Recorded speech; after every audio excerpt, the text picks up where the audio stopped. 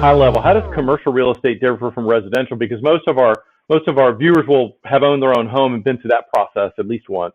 But how is Yeah. that different? You talk about off market. Can you go to Zillow and find a commercial property? I don't even know. I don't think Zillow has any commercial properties on it.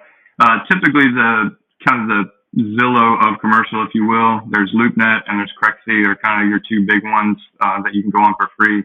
However, they only have a minor percentage of what's on the market, and oftentimes it's not accurate. It's not up to date. So we have our databases that we go to, pay hefty numbers to monthly subscription to have access to. But to be honest with you, a lot of, especially when it comes to purchases, in leases in a lot of cases too, a lot of the deals that we get done are based on relationships and being in it every day and talking to other brokers.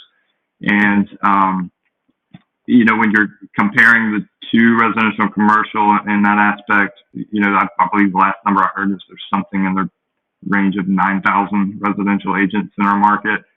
And in commercial side, I don't know what the actual number would be, but as far as who's actually out there every day and doing deals and, has a pretty fair amount of business, I would say it's a couple hundred.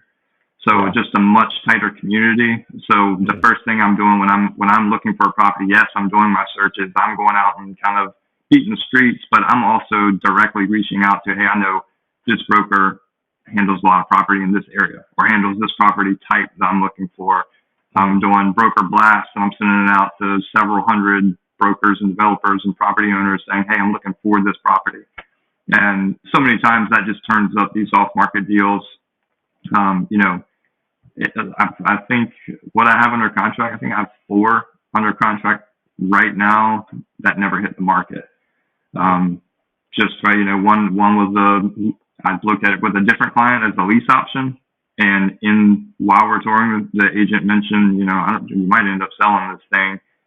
Client at that time didn't want to lease it, and a month or two later ended up with a different client who was looking for a purchase option, and that building checked all the boxes. So I kind of circled back to the agent and said, hey, I know you mentioned that we might be able to purchase this. Is that still an option?